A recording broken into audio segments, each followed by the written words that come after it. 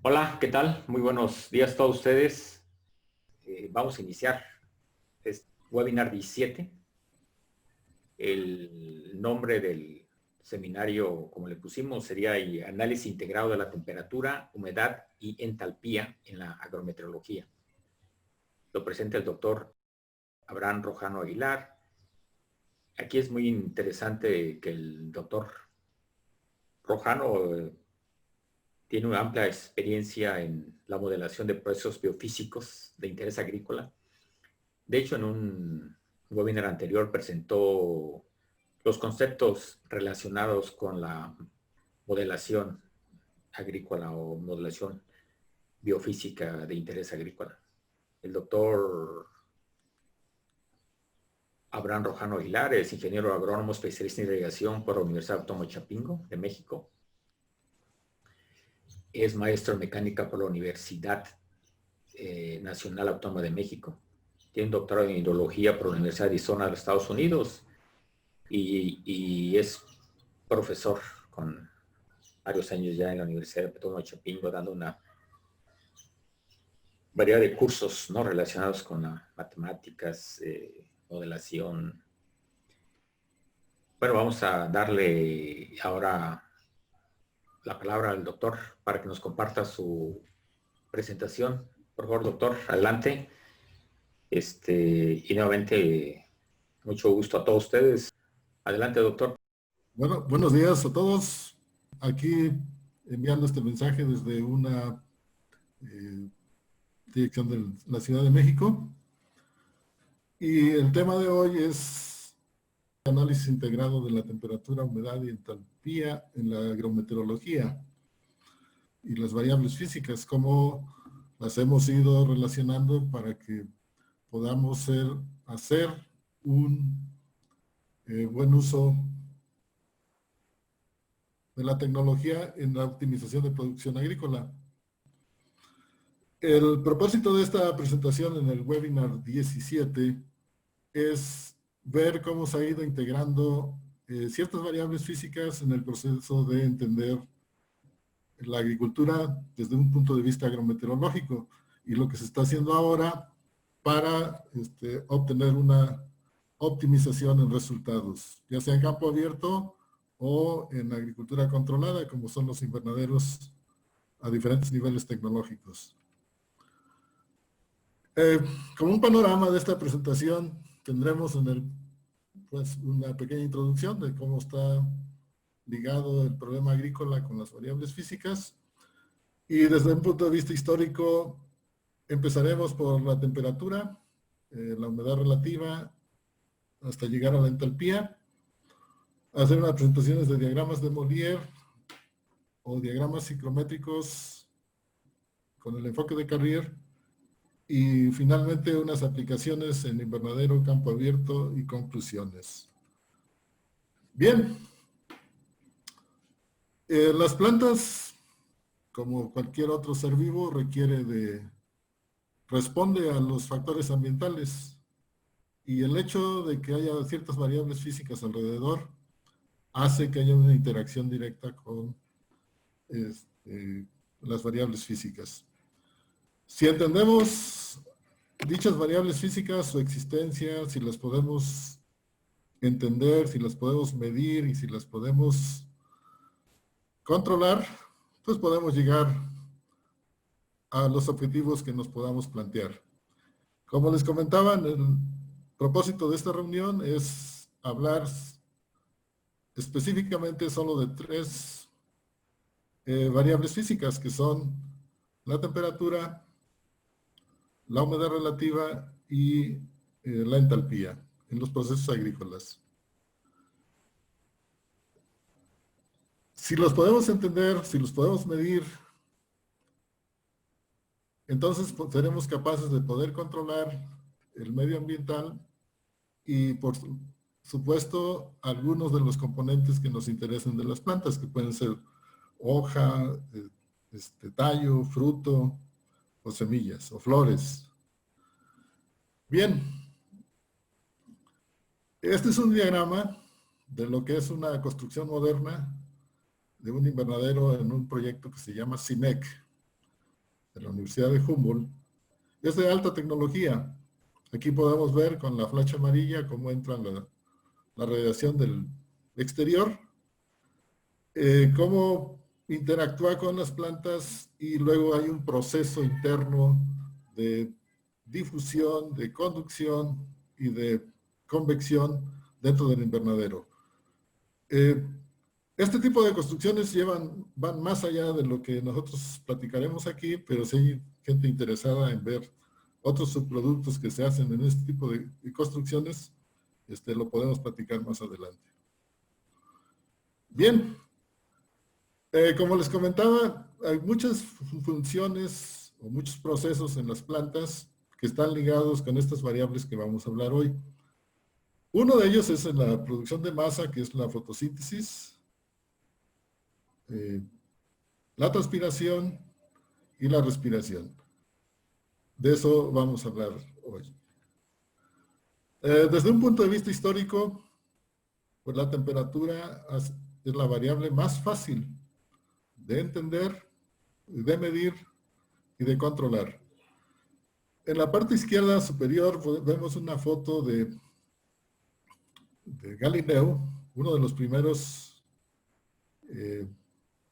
interesados en medir la temperatura con un dispositivo que estaba lleno de agua, y ahí podemos ver una reunión que hace donde les cuenta de cómo al someter a una temperatura hay un movimiento del agua, de una columna de agua. Eso estamos hablando de más o menos de 1580, 1590, cuando ocurrieron estas cosas con el caso de Galileo. Él sí fue de los primeros que se empezó a proponer medir la temperatura. Aunque ya se sabía que eso era importante, poca gente se había podido llevar a cabo mediciones. En el lado derecho, con el tiempo, que pasaron muchos años, se empezó a trabajar con otros diferentes tipos de materiales diferentes al agua. Se trabajaba con agua salada, se trabajaba con mercurio y otras sustancias para medir, para ver la reacción con respecto a la temperatura en una columna de vidrio. Y así fue como trabajaron Celsius, Fahrenheit y Kelvin. Uno de los problemas que había en el caso de medir la temperatura es fijar los puntos críticos. Algunos hablaban de un punto, otros de 2 y otros inclusive de 3.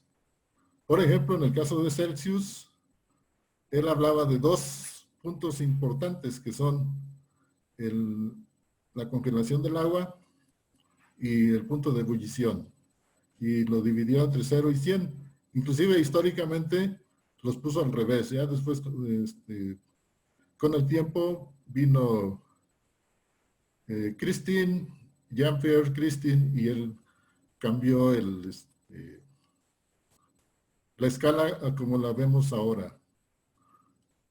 Fahrenheit, él ocupó 3 puntos importantes. Como no quería vérselas con números negativos, entonces fijó 3 puntos. Uno con agua salada, otro con agua simple y la temperatura de su cuerpo. Y por eso es que tenemos esa escala. Posteriormente, para fines científicos, los grados Kelvin planteó otra escala. Bueno, ya después de que se sabía que por medio de estudios de que la variación del volumen cerca de 0 es más o menos 1 sobre 273, y ese es el origen para poner el 0 absoluto. Bien, esa es la parte histórica.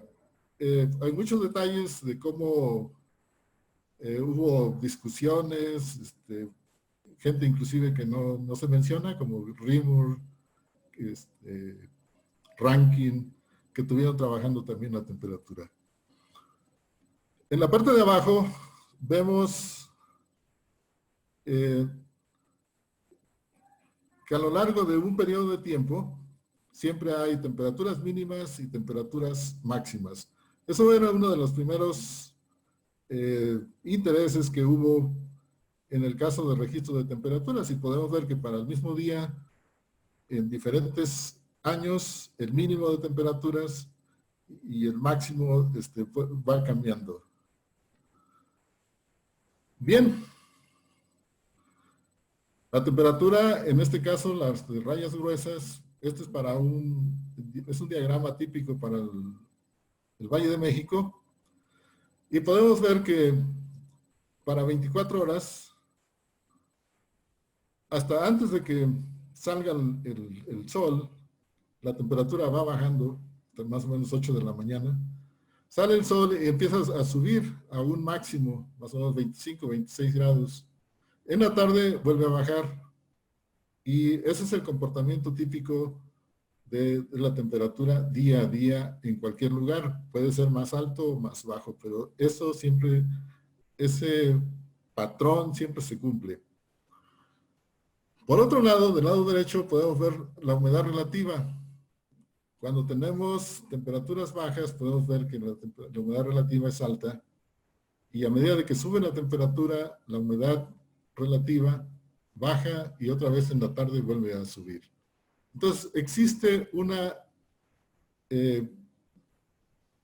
correlación entre estas dos variables que casi siempre se cumple. Eso sucede entre la relación que hay entre temperatura y humedad relativa del día a día. Eso se sabe hasta hace tiempos recientes. Históricamente, como les comentaba, la temperatura se empezó a medir por 1580 y la humedad relativa se empezó a entender por allá por el 1700. 1750, ya es cuando se empezaba a discutir el papel de la humedad relativa. Y uno de los limitantes para entender la humedad relativa, comparado con medir la temperatura de una columna de un líquido, es que el aire no se ve. Y aunque sabemos que ahí está, es más difícil de medir el agua que está involucrada en la atmósfera. Y yo creo que por eso es que se tardó mucho tiempo hasta que se conoció más sobre la ley de los gases. Y esta es la ecuación general, o la ley general de los gases ideales, donde B es el volumen, P es la presión, y del otro lado M es las moles, R es una constante, y T es la temperatura. Esa es la ley general de los gases que actualmente conocemos, y ahí donde trabajó mucha gente, como es Boyd-Mariot, Charles, Gay-Lussac y otros muchísimos investigadores, para entender lo que es la humedad. Bien, pero la humedad, en términos de humedad relativa, o RH, como está en inglés, podemos ver que su relación con las plantas está más o menos de la siguiente forma.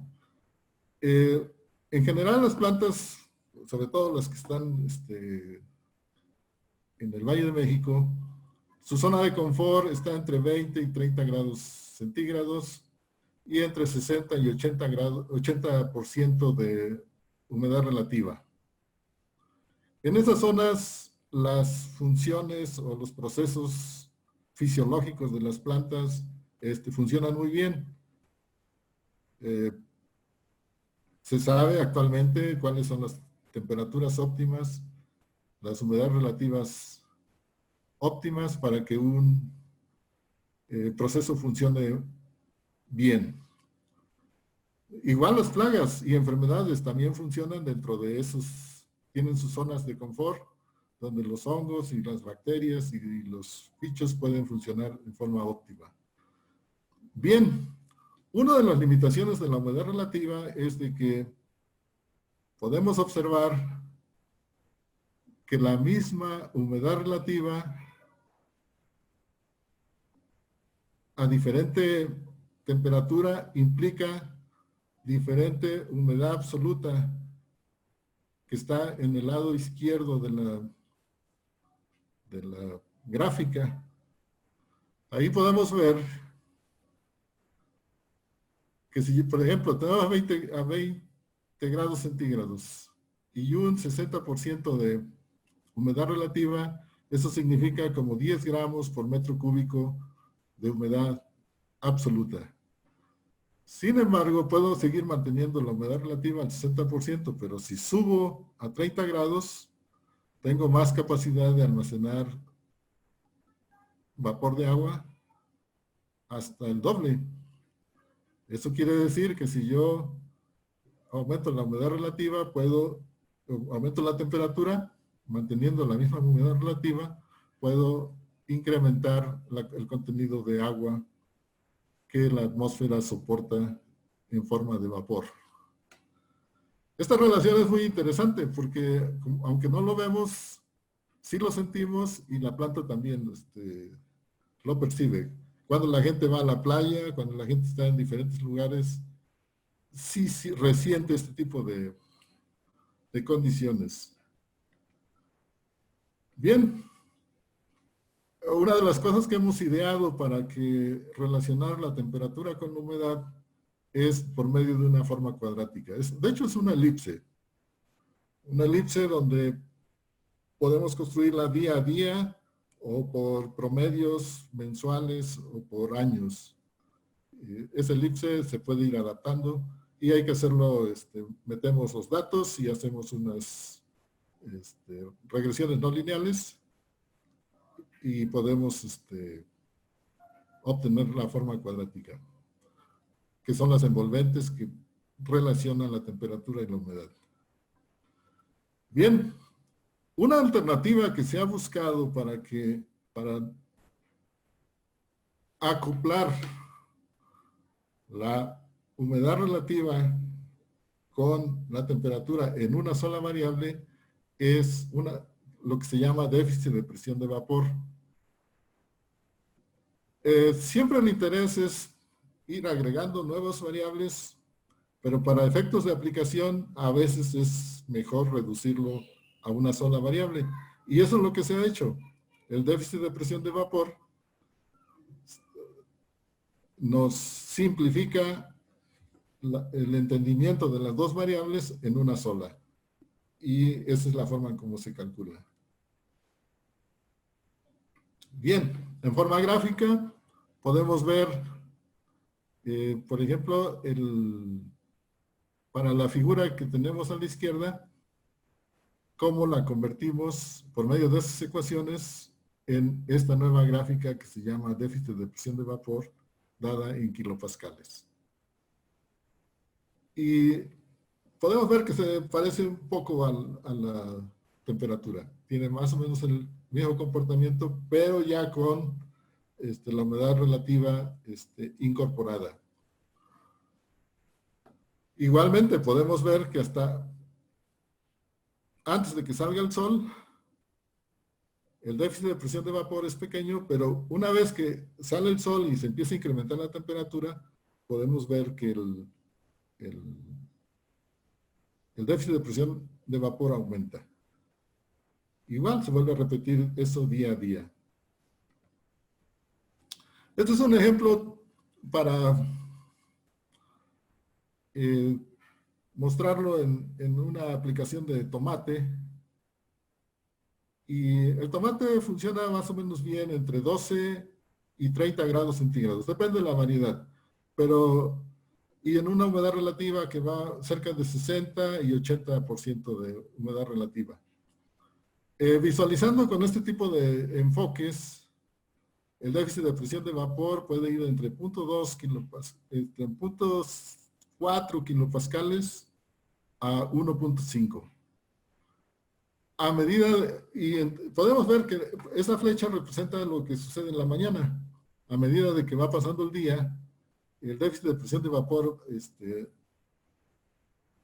avanza en esa diagonal descendente y en la tarde otra vez se vuelve a regresar.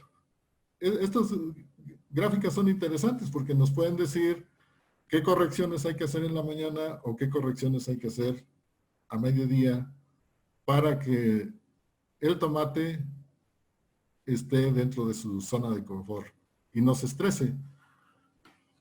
O se estrese en lo deseado, lo que necesitemos para ciertos propósitos. Bien, la siguiente etapa es incorporar otra variable al problema. Y como sabemos que en el medio ambiente, pues la agricultura funciona como energía, entonces existe la sospecha de que hay algo más que temperatura y humedad relativa o déficit de presión de vapor. Y para eso se ha encontrado que los métodos mecánicos son una buena alternativa para incorporar dos tipos de nuevos elementos, lo que es el calor sensible y lo que es el calor latente. Y para eso tenemos esta nueva ecuación.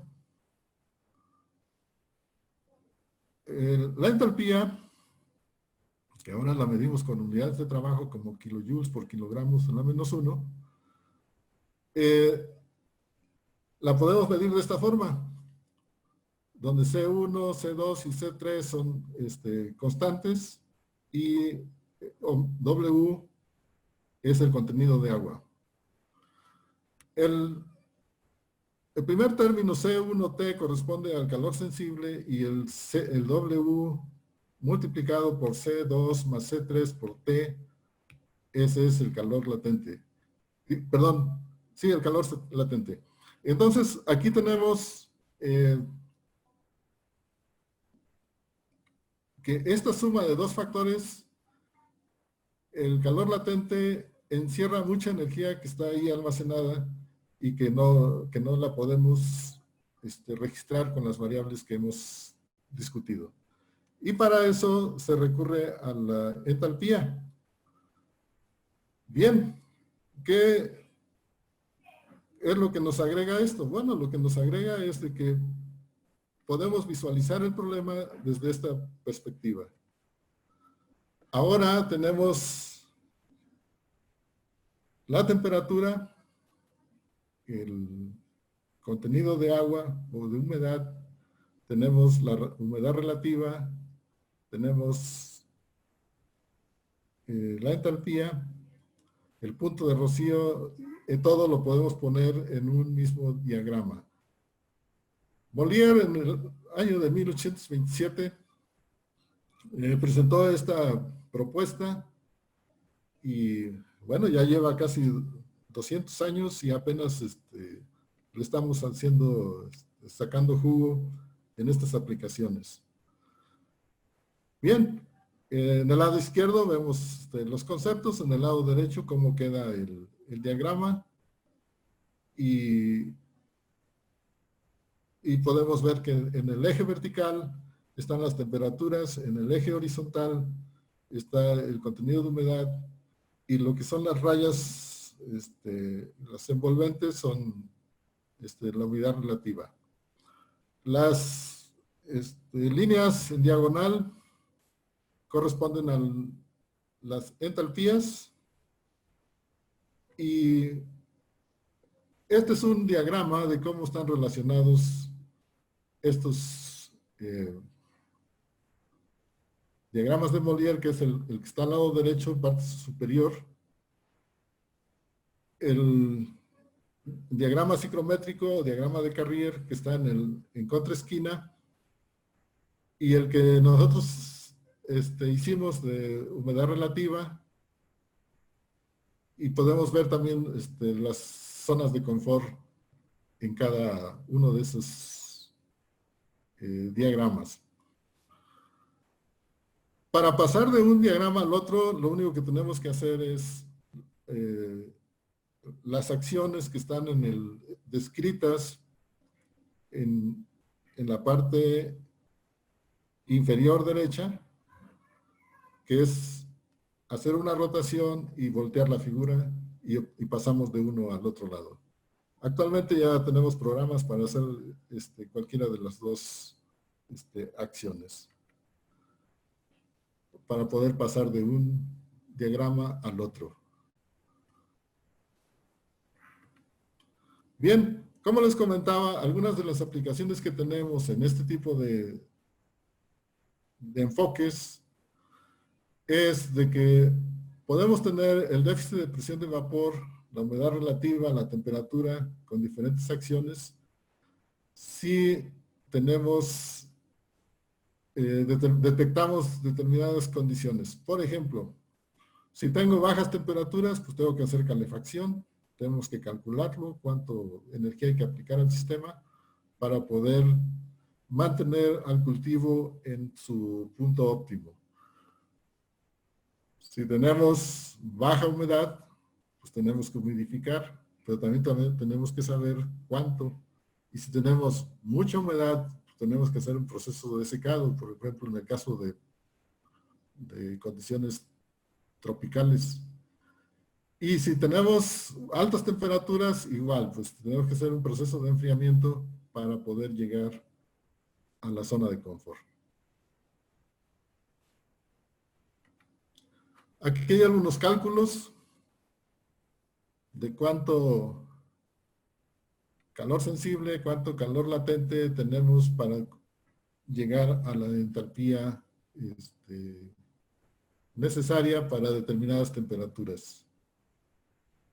Esas trayectorias significan qué es lo que hay que hacer para poder llegar al óptimo, dependiendo de dónde empecemos, desde qué temperatura empecemos. Bien, aquí está un ejemplo de más o menos cómo funciona esto. Este es un diagrama del Dr. Smith. Y aquí se puede ver en el foco, en el punto rojo, podemos ver las condiciones que están fuera del invernadero. Como esto es en Alemania, pues es un poco de frío. Cómo está adentro del invernadero y cómo está cerca de las hojas o de las paredes donde hay un poco de agua. Podemos ver que hay mucha humedad y hay mucha energía, mucha entalpía. En campo abierto tenemos pues casos históricos interesantes donde podemos aplicar el mismo enfoque para ver qué es lo que sucede en ciertos fenómenos. Por ejemplo, en este caso de Iguala Guerrero, es una zona algo seca, podemos ver en este diagrama de cómo es el comportamiento de la temperatura y la humedad a lo largo de una temporada. Y podemos ver que siempre existe esta rotación es como si fuese un juego entre temperatura y humedad, donde la parte azul corresponde a las temperaturas frías en la mañana y la parte roja a la temperatura caliente, temperaturas altas después del mediodía. Lo podemos hacer en esas gráficas en 2 dimensiones o en sus representaciones unidimensionales, como es la del lado izquierdo para las humedades relativas o la parte baja para el caso de temperaturas. Aquí está otro ejemplo del mismo lugar. Y este es para la Ciudad de México. Ahí podemos ver que el comportamiento de la relación de humedad relativa con temperatura es un poco diferente que el ejemplo anterior presentado. Y podemos ver también que la zona de confort puede ser puede estar más adentro que el caso pasado. Este es un ejemplo en vista tridimensional de cómo es el fenómeno de altas temperaturas Eh, igual esto en curvas de nivel. Y veamos un ejemplo icónico o histórico que sucedió en Sinaloa en 2011. Este es el resultado de un fenómeno natural que hubo, donde se perdieron más de 700,000 hectáreas y en las que con la información obtenida pudimos construir este tipo de resultados. Aquí vemos otra vista donde los productores ven cómo su cultivo fue afectado por las variables físicas que hemos estudiado.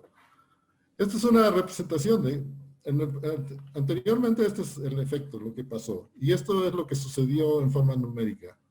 Podemos ver del lado derecho que está el sistema funcionando en temperaturas de 10 a 25 grados y humedades relativas entre 30 y 100, que es la parte derecha. Pero podemos ver que, ¿qué es lo que sucedió después? Bueno, pues que el sistema se despresurizó, se bajó la energía y cambió totalmente a temperaturas abajo de cero, inclusive para algunos lugares. Y aunque el fenómeno es parecido, hubo un corrimiento que si lo hubiésemos hecho algo, porque en este corrimiento pasaron más o menos unas 9 horas, si en 9 horas pues, se pudiera haber hecho algo, algo se habría salvado. A lo mejor los daños hubiesen sido menores. Pero pues como la agricultura, pues eso es lo que se queda un poco olvidado. Se sabía que esto iba a pasar y bueno, primero se dio alerta a los hospitales, a otros centros para poder protegerse de ese fenómeno que se veía venir, porque actualmente una de las ventajas de este tipo de estudios es de que podemos adelantarnos a qué es lo que va a pasar con las nuevas herramientas tecnológicas. Y esa es la parte interesante y lo que nos mueve a que podamos entender qué es lo que está pasando con este tipo de estudios. Esta es la versión técnica o científica del mismo fenómeno. Podemos ver al lado derecho es cómo estaba funcionando el sistema antes de que viniera la helada o viniera la baja de temperatura brusca. Y del lado izquierdo, ahí donde vemos el gran cambio, donde ya el sistema se fue para otro lado y cayó en una zona de crítica. Y entonces podemos ver ahí que el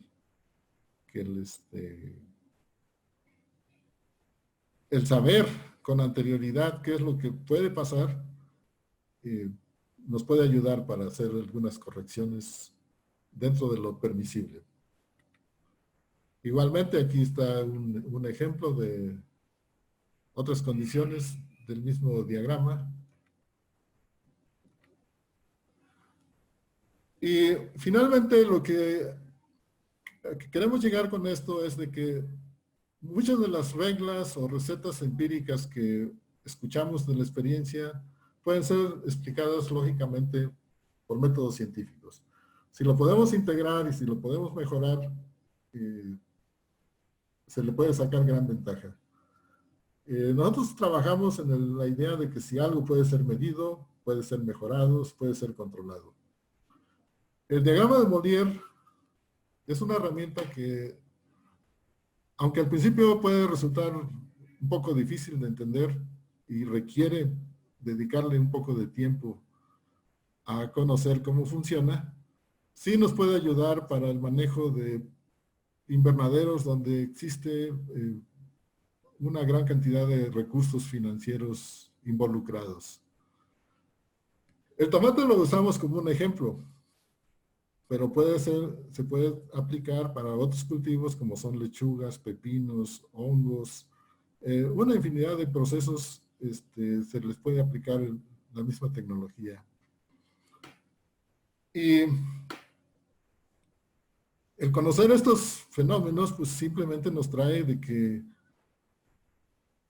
podemos hacer acciones racionales para que podamos